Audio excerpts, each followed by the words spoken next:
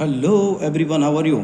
चलिए, coordination chemistry का आज का जो लेक्चर है वो कुछ डिफरेंट पेन पेपर पे भी हो जाता है, देखते हैं। सो बेटा, कोऑर्डिनेशन केमिस्ट्री में या कोऑर्डिनेशन कंपाउंड में एक थ्योरी है, बहुत इंपॉर्टेंट थ्योरी है, और जिस थ्योरी का नाम है बेटा valence bond theory. Valence bond theory. Valence bond theory होती क्या है और इस थ्योरी के क्या क्या एप्लीकेशन हैं।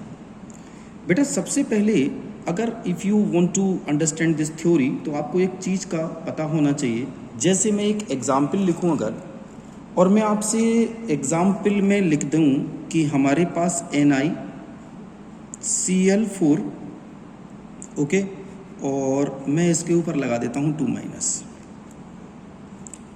मैं एक और कंपाउंड लिखता हूं NiCN4 और इसके ऊपर लगा देता हूं 2-।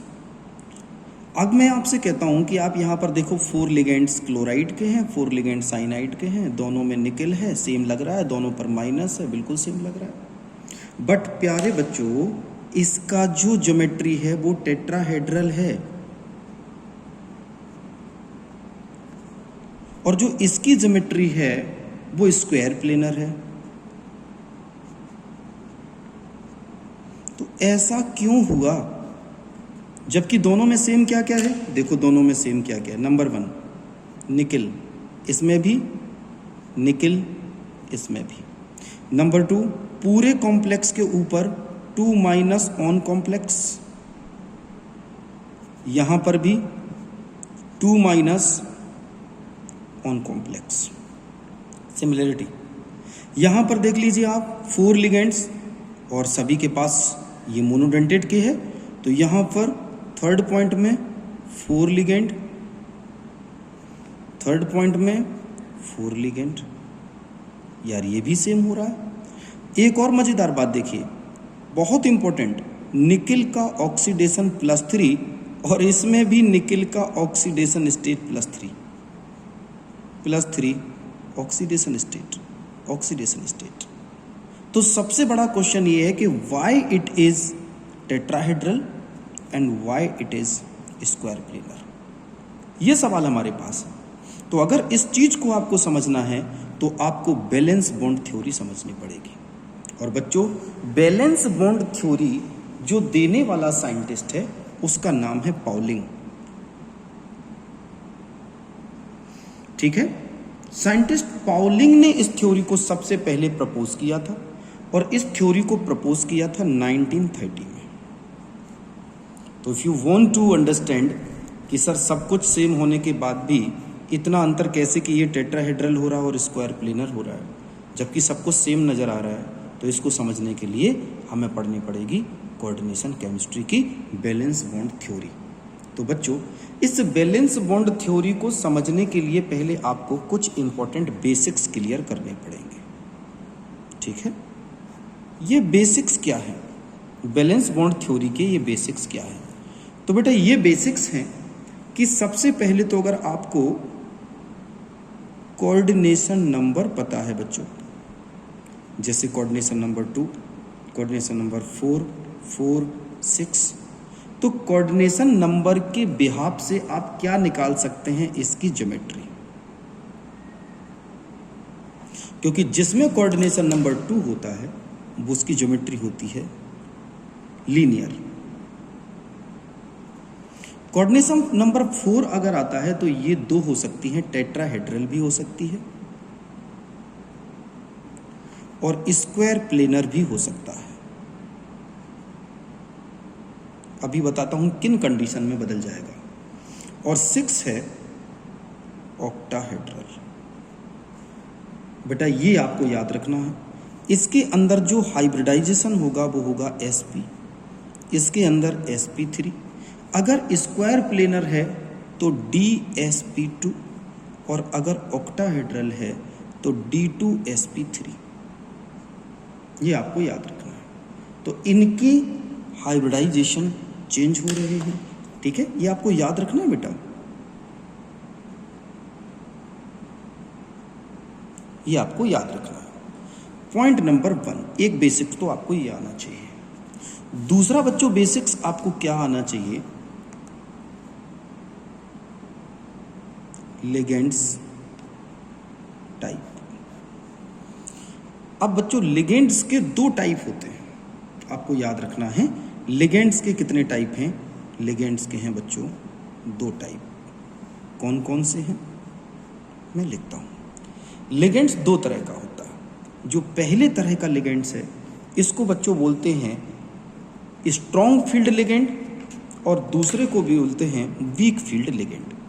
तो एक होते हैं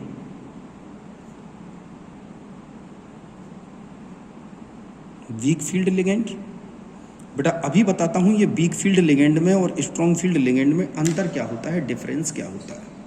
तो वीक फील्ड लिगेंड में आपको नोट करना है कौन कौन से होते हैं, आई से ज़्यादा Br, सल्फाइड, SCN-, फिर Cl-, N3-, C2H5O-, इससे बड़ा F-, फिर यूरिया, फिर OH-, फिर ETHOH वाले कंपाउंड्स, फिर OH पर -2 वाले कंपाउंड्स, O पर -2 वाला कंपाउंड, ये OH1 वाला भी हो सकता है, और लास्ट में है H2। अब आ जाते हैं जरा बेटा दूसरे टाइप के लिगेंड जिनको हम लोग कहते हैं स्ट्रॉन्ग फील्ड लिगेंड।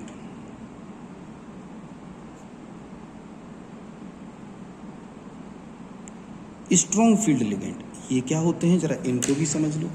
तो बेटा जो स्ट्रॉन्ग फील्ड लिगेंड हैं उनको आपको 1-2 बार पढ़ोगे तो आपको याद हो जाएंगे। इनका ऑर्डर क्या है, NCS-, EDTA, एथिलीन डायमीन टेट्राएसीटेटो आपको पता होगा, NH3, और लगभग बराबर इसके ऊपर पायरिडीन।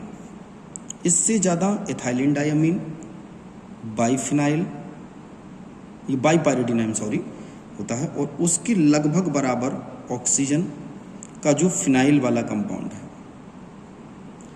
इससे ज़्यादा NO2, इससे ज़्यादा CH3-, इससे ज़्यादा C6H5-, फिर CN-, CO-, और NO2 नाइट्रोसोनियम प्लस। बच्चों ये आपको याद रखना है, ये 2 तरह के लिगेंड्स हैं, वीक फील्ड लिगेंड और स्ट्रॉन्ग फील्ड लिगेंड।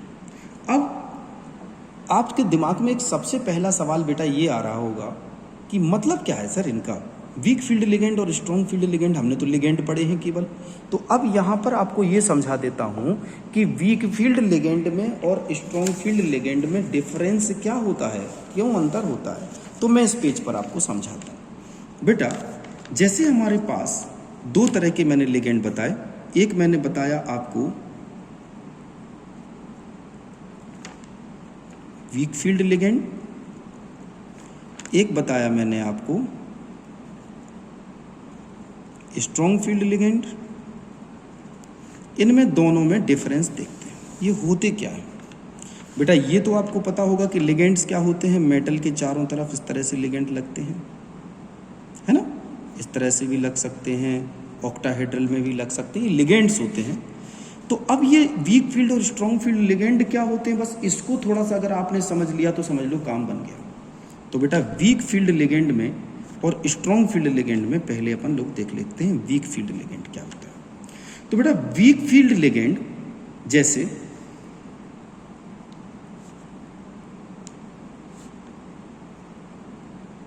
जैसे chlorine, bromine etcetera, electronic configuration में in electronic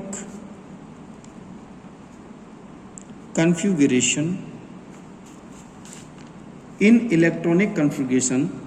they do not responsible for the pairing of electrons. अब ये कैसे होती है अभी देखते हैं बेटा, ठीक है। और स्ट्रॉन्ग फील्ड लिगेंड्स क्या होती है, जैसे साइनाइड हुआ आपके पास, है ना, जैसे CO हुआ, जैसे CO, जैसे NH3 हुआ, ये स्ट्रॉन्ग फील्ड लिगेंड हैं। और स्ट्रॉन्ग फील्ड लिगेंड का काम क्या है कि in electronic configuration they are responsible for the pairing of electrons. अब आपको एग्जाम्पल बता दूं तो एकदम क्रिस्टल क्लियर हो जाएगा आपको। मतलब ये आपको ध्यान रखना है, वीक फील्ड लिगेंड जो होगा बच्चों, वीक फील्ड लिगेंड पेयरिंग के लिए रिस्पॉन्सिबल नहीं होगा। यानी लिख दे रहा हूं मैं, रेड पेन से लिख दे रहा हूं, क्या इलेक्ट्रॉन्स की पेयरिंग नहीं कराएगा।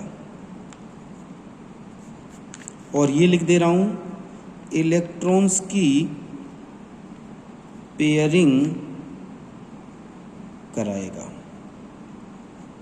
एग्जाम्पल ले लेते हैं तो एकदम क्लियर हो जाएगा। कैसे, देखो यहां लिख दूं strong field, week field ligand, और ये है स्ट्रॉन्ग फील्ड लिगेंड। ठीक है, कैसे कराएगा चलो देखते हैं। एग्जाम्पल से स्टार्ट करेंगे तो सब कुछ क्लियर हो जाएगा। जैसे हमारे पास एग्जाम्पल है CO NH3 होल 6 के पावर 3+। ठीक है बेटा, अब इसमें आपको क्या क्या बताना है, अभी सब कुछ क्रिस्टल क्लियर हो जाएगा एग्जाम्पल से। Calculate number 1 oxidation state, number 2 magnetic nature,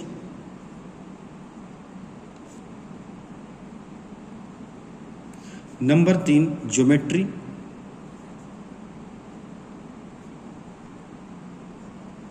number 4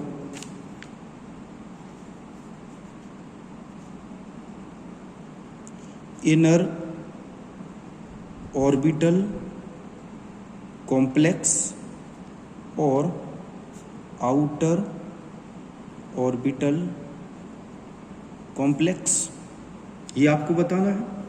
and 5 magnetic moment यानी म्यू कैलकुलेट करना है। तो बेटा इतनी सारी चीज़ें आपको इस एग्जाम्पल में कैलकुलेट करना है, तो कैसे करेंगे चलिए स्टार्ट करते हैं। इसको ऐसे करेंगे बच्चों, सबसे पहले लिखेंगे आप कोबाल्ट। बेटा आपको पता होना चाहिए कि कोबाल्ट का यहाँ पर +3 दिया है ना, कोबाल्ट का +3। तो पहले इस पूरे कंपाउंड में ऑक्सीडेशन स्टेट निकाल लेते हैं। इसमें ऑक्सीडेशन स्टेट निकाल लेते हैं कोबाल्ट की। तो कोबाल्ट को X प्लस NH3 का 0 × 6 बराबर +3, ये कर दिया। तो X बराबर कितना आ जाएगा +3, यानी कोबाल्ट की ऑक्सीडेशन स्टेट अपने पास कितनी आ गई, ऑक्सीडेशन स्टेट ऑफ कोबाल्ट की कितनी आ गई आपके पास +3। अब क्या करना है, जब वो ऑक्सीडेशन को इसका इलेक्ट्रॉनिक कॉन्फ़िगरेशन बना लेते हैं, कोबाल्ट +3 27, आपको पता है बेटा आर्गन 18 के बाद अगर आप इसको बनाएंगे तो हो जाएगा 3D6 4S2 और 4S0।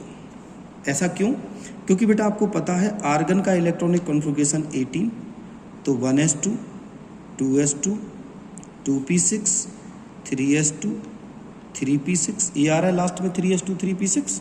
तो d ऑर्बिटल का, जब d ब्लॉक का ऑर्बिटल कोई एटॉमिक नंबर बनाना होता है इलेक्ट्रॉनिक कॉन्फ़िगरेशन, तो क्या बनाते हैं ns2 और n-1 d 1 to 10, यही तो बनाते हो। तो आपके पास n कितना था 3, तो यहाँ पर हमने एक n को बढ़ा लिया, कितना आ गया 4s, और एक d को कम कर दिया, कितना आ गया 3d। अब हमें चाहिए कितने का था बेटा 27, लेकिन चार्ज कितना लगा ऊपर, +3। तो अगर हम 27 में से +3 को हम लोग माइनस कर दें तो कितना बचता है, 24। ठीक है, तो 24 का बनाना है। 18 क्या हो गया था, 19, 20, 21, 22, 23, 24, 6 इसमें डाल दो, हो तो गया। इलेक्ट्रॉनिक कन्फिग्रेशन ऐसे आपको बनाना सीखना है। तो अपने पास आ गया 3d6 4s0। अब जरा अपन लोग बना लेते हैं 3d6, डी में 5, 1 2 3 4 5, 4s0, 4p3, ये भी आपको ज़रूरत के हिसाब से बनाने पड़ेंगे, और 4d फिर 5। ठीक है, तो ये क्या था अपने पास, ये बनाइए 3d, ये क्या है आपके पास 4s, ये 4p है, और ये क्या है आपके पास 4d। जहाँ ज़रूरत पड़ेगी लगा देंगे। बेटा ये तो बना लिया इलेक्ट्रॉनिक कॉन्फ़िगरेशन। अब आप ये देखो कि इलेक्ट्रॉन्स कितने हैं इसके अंदर, 6।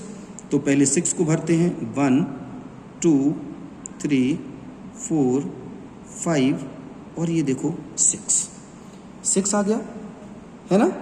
तो बेटा 6 तो आ गया। अब आप देखिए कि हमारे पास लिगेंड कौन सा है, तो इसमें हमारे पास जो लिगेंड है वो है NH3, और NH3 लिगेंड्स बच्चों कैसा होता है, अभी क्या बताया था मैंने आपको, NH3 का एग्जाम्पल लेके, एक स्ट्रॉन्ग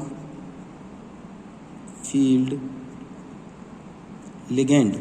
और करो याद, मैंने आपको क्या बताया था कि स्ट्रॉन्ग फील्ड लिगेंड में ये देखो क्या लिखा है, इलेक्ट्रॉन्स की पेयरिंग कराएगा। तो बच्चों ये इलेक्ट्रॉन की पेयरिंग कराएगा। अब आएगा वो चीज़ जो आप देखना चाह रहे थे, इलेक्ट्रॉन की पेयरिंग कराएगा, तो ये इलेक्ट्रॉन यहाँ पहुँच जाएगा, ये इलेक्ट्रॉन यहाँ पहुँच जाएगा, याद रखना है।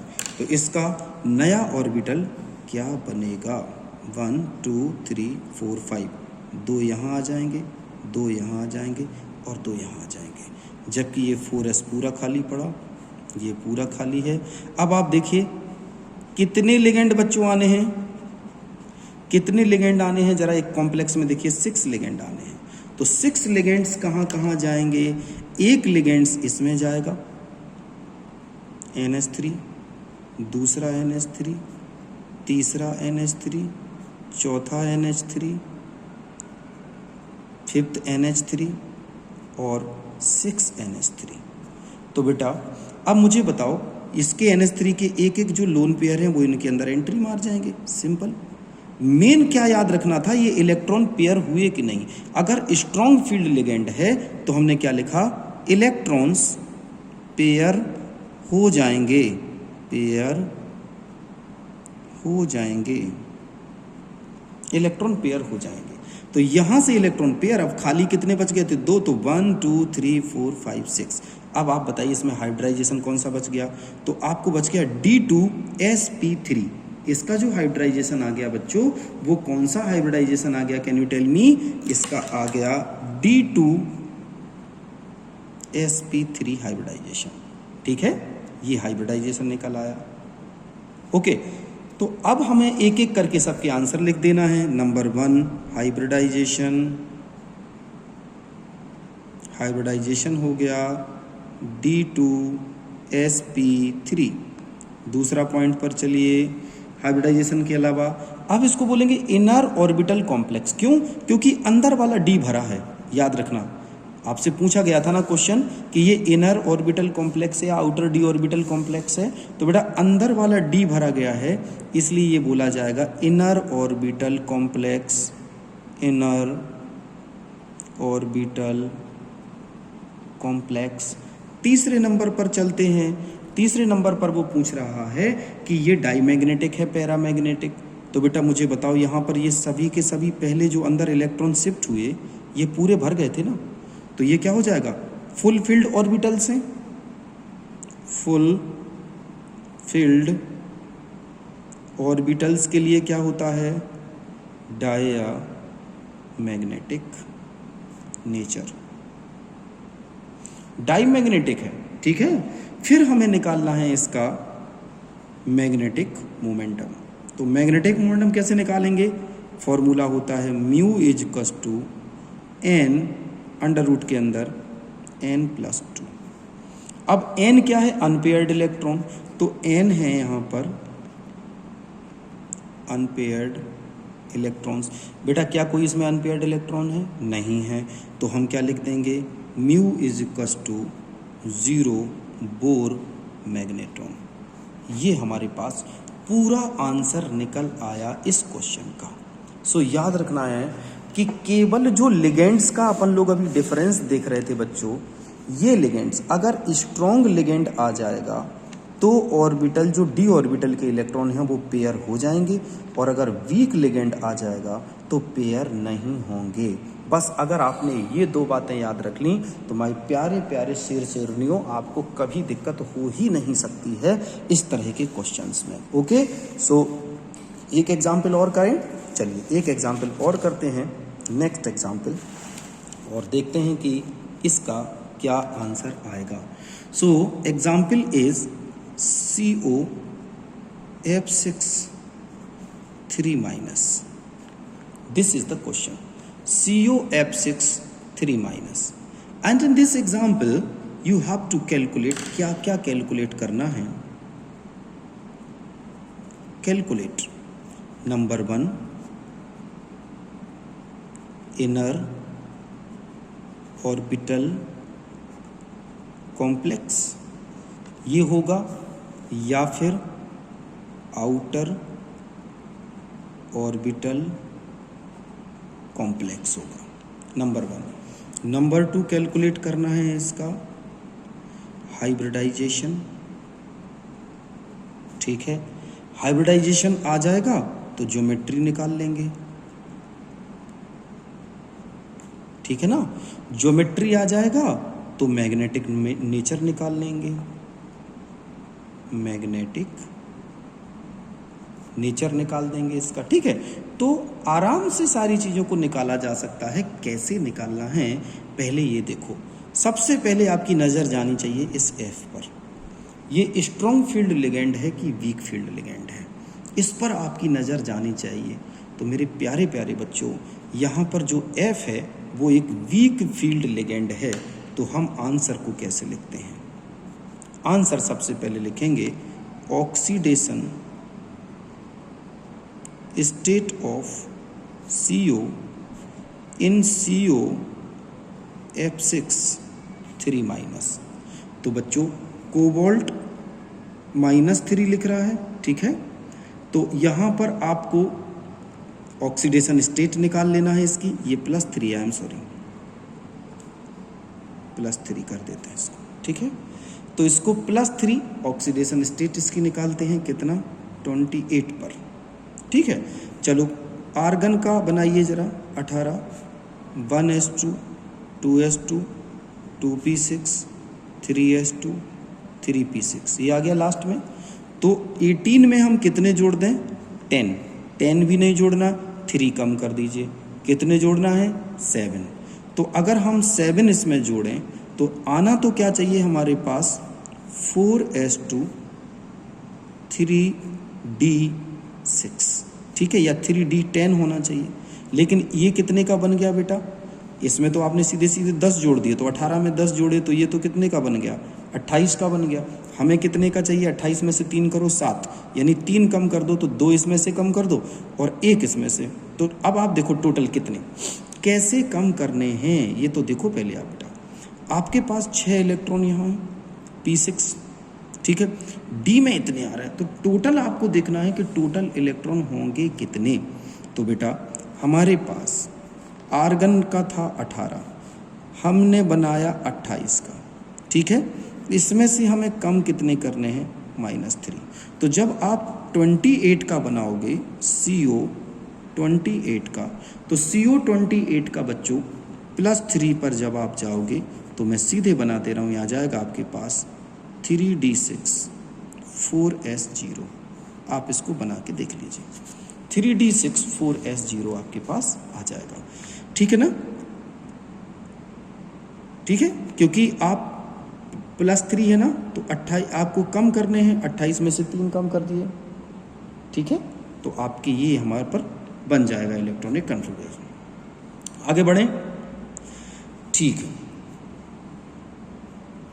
अब देखो 3d6 4s0 आपके पास इलेक्ट्रॉनिक कॉन्फ़िगरेशन आ गया।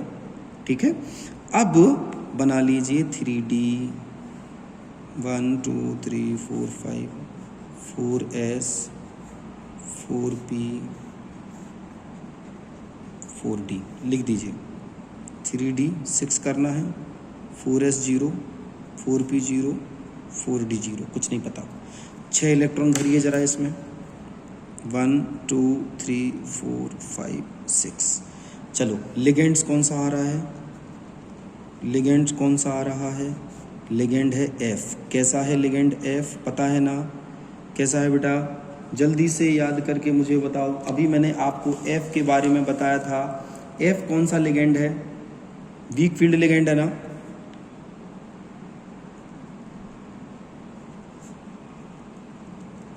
Week field ligand. और मैंने अभी आपको क्या लिखवाया था कि वीक फील्ड लिगेंड क्या करता है? देखो इस वाले में देखो ये लिखा है, वीक फील्ड लिगेंड इलेक्ट्रॉन की पेयर नहीं कराएगा। तो इसमें इलेक्ट्रॉन की पेयरिंग नहीं होगी। तो जब इलेक्ट्रॉन की पेयरिंग नहीं होगी तो जो 6 F हैं वो कहाँ पर भरेंगे? एक F यहाँ आएगा, 1 2 3 4 5 6 F यहाँ पर इस तरह से बच्चों आ जाएंगे। और ये बाहर का d ऑर्बिटल भर रहा है, आउटर कॉम्प्लेक्स बनेगा ये। तो यहाँ पर हमारा हाइब्रिडाइजेशन कौन सा हो गया?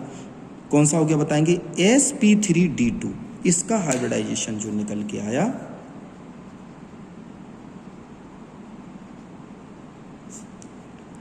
sp3d2। अब आप खुद बताओ बेटा, मैंने अभी आपको थोड़ी देर पहले सबका बताया था sp3d2 में कौन सा स्ट्रक्चर आता है? ऑक्टाहेड्रल। ऑक्टाहेड्रल इसकी ज्योमेट्री आ गई, ठीक है। इसके बाद आपको क्या देखना है? Magnetic nature. मैग्नेटिक नेचर तो आप देखो अनपेयर्ड इलेक्ट्रॉन है ना, 1 2 3 4, तो पहले तो ये लिख दो पैरामैग्नेटिक, एक चीज लिख दी।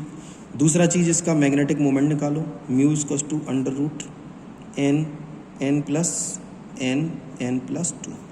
ये तो कर दीजिए। अनपेयर्ड इलेक्ट्रॉन 1 2 3 4 है, तो यहाँ पर लिख दो 4 + 2 4 2 6 और, ठीक है। तो आप इसको 24 अंडर रूट कर दीजिए। ये बोर मैग्नेटॉन, ये इसका मैग्नेटिक मोमेंट आ गया। तो ये क्वेश्चन हमारे पास बन गया इस तरह से। इस पूरे क्वेश्चन को मैं एक बार में यहाँ पर दिखा दे रहा हूँ और इस पूरे क्वेश्चन को अब आप देख सकते हैं, आपके सामने है इस क्वेश्चन को कि किस तरह से हम लोगों ने इस क्वेश्चन का पूरा डिटेल किया, ठीक है। सो आई होप आपने इसका एसेस ज़रूर ले लिया होगा और इसको आपने ज़रूर सीख लिया होगा। तो किस तरह से हम लोग inner orbital complex, outer orbital complex निकालते हैं, चलिए एक एग्जाम्पल और करते हैं और आप करते जाइएगा और बताना ये सर अब हमें ये समझ में आया, कितना आया कितना नहीं आया। मेरे ख्याल से बहुत क्रिस्टल क्लियर हो गया होगा। Now the example is very simple example, मैं लिखने की कोशिश कर रहा हूँ। चलिए अब मैं लिखता हूँ NiCl4 2 NiCl4 2 तो बेटा NiCl4 2 कैसे करोगे बता सकते हैं आप? जो अभी अपन ने सबसे पहले एग्जाम्पल लिखा था उसी का Ni का लिख लीजिए 28। क्लियर है?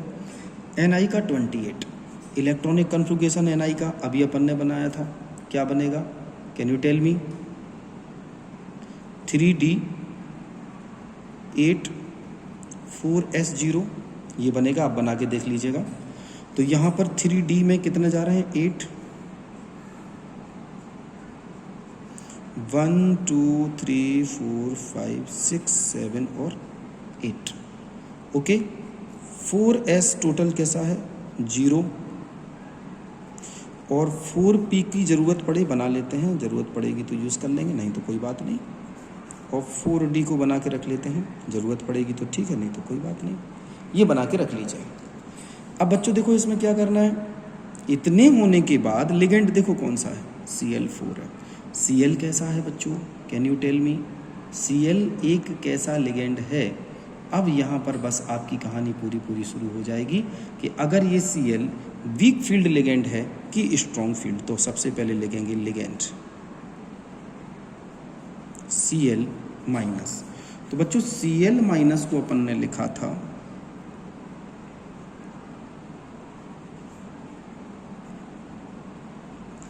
Week field ligand. और अगर आपको याद हो तो अपन ने क्या लिखा था वीक फील्ड लिगेंड के लिए, ये देखो, वीक फील्ड लिगेंड इलेक्ट्रॉन की पेयर नहीं कराएगा, तो यहाँ पर इलेक्ट्रॉनों की पेयरिंग नहीं होगी। यानी अब जो Cl आएगा वो इसमें दूसरा, तीसरा, चौथा, ये Cl आ जाएगा। तो इसके अंदर Cl आएगा तो हाइब्रिडाइजेशन कौन सा बन गया, S और P का 3, तो ये हाइब्रिडाइजेशन कौन सा बन गया अपने पास, sp3 हाइब्रिडाइजेशन। और sp3 हाइब्रिडाइजेशन का स्ट्रक्चर कैसा रहता है, टेट्राहेड्रल ज्योमेट्री। अब बात करते हैं कि क्या इसमें अनपेयर्ड इलेक्ट्रॉन हैं, हाँ सर हैं। इसमें कितने हैं, 2 हैं। तो नेचर क्या हो जाएगा इसका, नेचर हो जाएगा पैरामैग्नेटिक। मैग्नेटिक मोमेंट निकाल दीजिए, mu equals to root n+2, 2 electron unpaired हैं, बराबर अंडर रूट 2, 2 + 2, 2 2 4, 2 6 8, ठीक है, अंडर रूट 8 बोर मैग्नेटॉन। तो यहाँ से हम लोग ने सब कुछ इसकी डिटेलिंग निकाल ली। बेटा बस एक याद रखना कि अक्सर कर जहाँ पैरामैग्नेटिक आता है नेचर, वो आयन कलर्ड होता है, कलर्ड आयन्स होते हैं। जहाँ पर पैरामैग्नेटिक आता है वहाँ पर कलर्ड आयन होते हैं। तो अभी अपन ने देखा कि ये है टेट्राहेड्रल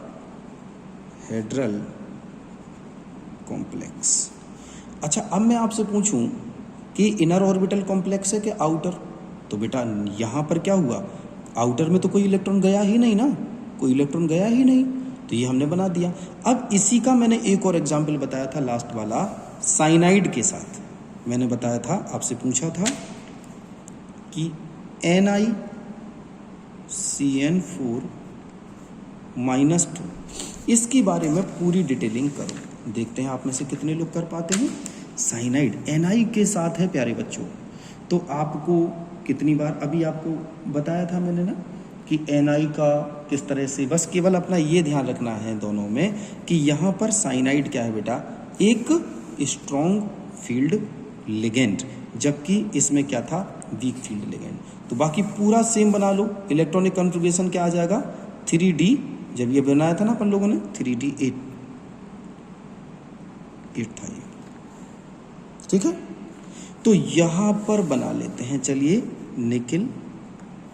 निकिल 2- पहले ऑक्सीडेशन स्टेट इसकी निकाल लो, तो ऑक्सीडेशन स्टेट इसकी कितनी निकलेगी, +3 ऑक्सीडेशन स्टेट निकली।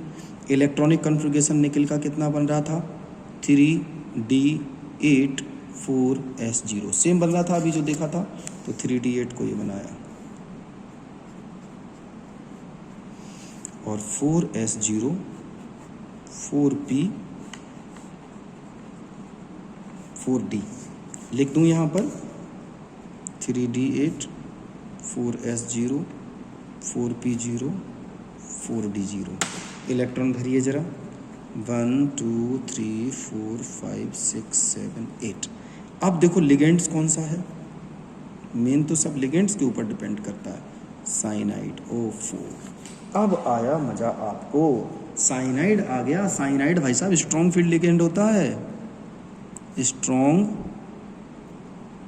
फील्ड लिगेंड क्या कराता है, इलेक्ट्रॉन्स की पेयरिंग कराएगा। ये इलेक्ट्रॉन्स यहाँ आ जाएगा, करा दीजिए पेयरिंग। पेयरिंग कराने के बाद क्या बनेगा, अब तो आ गया होगा कहीं सर, आप तो क्लियर है, 1 2 3 4 5 1 2 1 2 1 2 1 2, एक खाली हो गया इसमें, ये S, ये P, ये D, 3D8 4s0 4p0 4d0।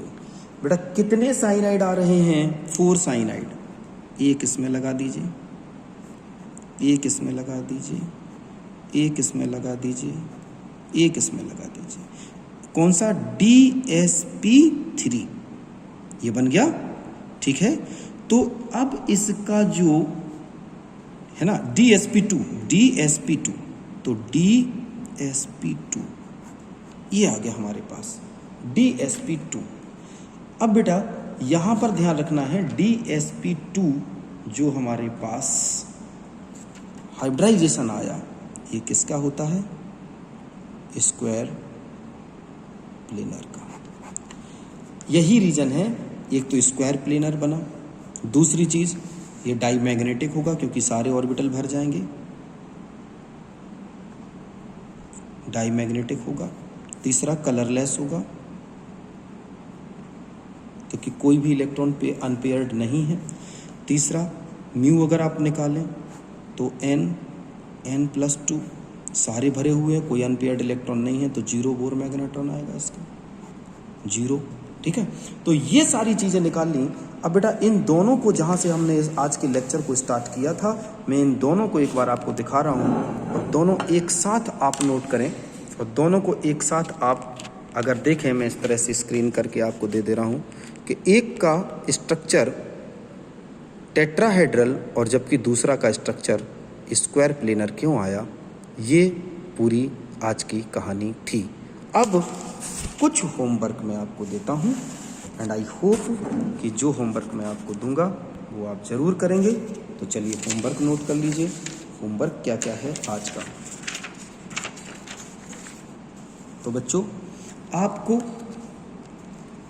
Homework में लर्न करना है स्ट्रॉन्ग फील्ड लिगेंड,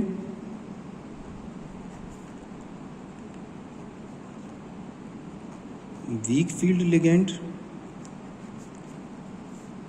ठीक है, and how to calculate outer complex and inner complexes, plus कैसे आप मैग्नेटिक मोमेंट निकालेंगे। बस बेटा आज के लेक्चर में दो चीज़ों को केवल याद रखना। अगर आपका जो लिगेंड है, अगर ये लिगेंड्स हमारे पास स्ट्रॉन्ग फील्ड है या फिर वीक फील्ड लिगेंड है, तो हमारे पास जैसे ही स्ट्रॉन्ग फील्ड लिगेंड होगा, ये इलेक्ट्रॉन्स इन इलेक्ट्रॉनिक कन्फिगरेशन में पेयरिंग कराएगा। ये ध्यान रखना, ठीक है। सो ये जो मैंने अभी आपको ये वाली लाइन बताई थी मैंने, ठीक है बच्चों, ये वाली आपको बार बार रिपीट करके याद रखना है। स्ट्रॉन्ग फील्ड लिगेंड कहीं पर भी आ जाता है तो इलेक्ट्रॉन्स की पेयरिंग होगी, वीक फील्ड लिगेंड आता है तो इलेक्ट्रॉन की पेयरिंग नहीं होगी। अगर बच्चों ये आप दो चीज़ों को याद रख सके तो मेरे ख्याल से आप कहीं भी कोई गलती करने की कोशिश भी नहीं कर पाएंगे, होगी भी नहीं गलती आपसे, और गारंटी है कि आप कर लेंगे। लास्ट में चलते चलते बेटा आपको मैं बताऊं कि जो हमारे पास बैलेंस बॉन्ड थ्योरी है उसके कुछ एक्सेप्शन भी हैं। तो बैलेंस बॉन्ड थ्योरी के क्या एक्सेप्शन हैं जरा हम लोग बात कर लेते हैं।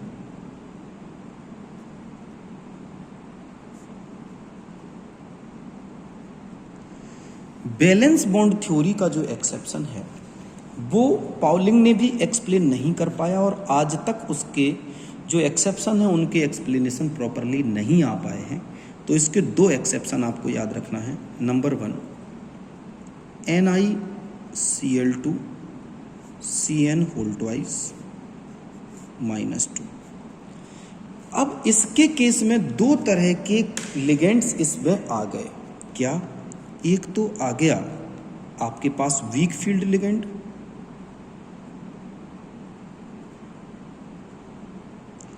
और एक आ गया स्ट्रॉन्ग फील्ड लिगेंड। अब जब दो लिगेंड्स आपके पास आ गए तो किसका बनाएं यहां पर हम? हम पेयरिंग कराएं या पेयरिंग नहीं कराएं, हम करें क्या? तो बेटा ऐसे केस में हमेशा याद रखना क्या करें, तो हमें याद रखना है कि ये डिपेंड करेगा ऑन द टेम्परेचर। ऐसे केस में उस सवाल में टेम्परेचर जरूर दिया होगा 110%, उसके बिना हो नहीं पाएगा ये सवाल। तो टेम्परेचर गिवन होगा। अब याद रखना मैं 2 पार्ट कर दे रहा हूं इसके, ध्यान रखना, ठीक है। तो अगर हमारे पास हाई टेम्परेचर है,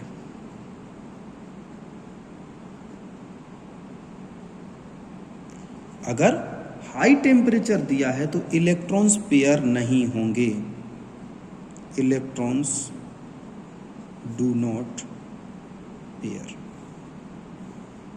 और अगर लो टेम्परेचर दिया है तो इलेक्ट्रॉन्स विल पेयर। बेटा ये भूलना नहीं, बहुत ज़्यादा इंपॉर्टेंट है, इसको भूलना नहीं, ठीक है।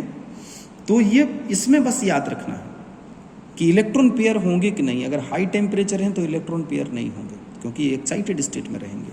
लो टेम्परेचर पर इलेक्ट्रॉन्स हमेशा इसमें क्या हो जाएंगे, पेयर हो जाएंगे। क्लियर हो गया? हाई टेम्परेचर पर नहीं होंगे, लो टेम्परेचर पर इलेक्ट्रॉन पेयर हो जाएंगे। तो बस ये कहानी थी।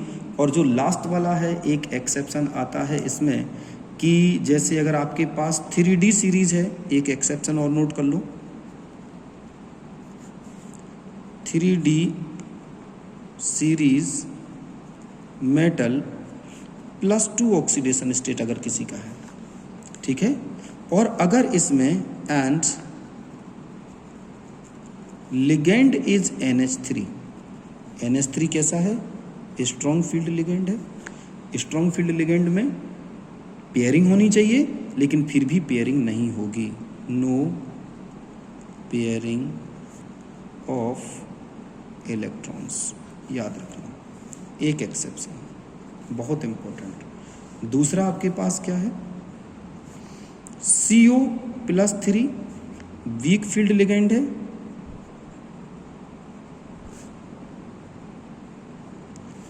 ठीक है। तो जनरली देखो वीक फील्ड लिगेंड्स के साथ अगर हम देखें तो इसके साथ कुछ एक्सेप्शन आपको देखने को मिलेंगे, ठीक है। तो वीक फील्ड लिगेंड के साथ इसके कुछ एक्सेप्शन मिलेंगे। नेक्स्ट लेक्चर में हम जो प्रैक्टिस करेंगे इसके लिगेंड्स हम आपको बता देंगे कौन कौन से हैं।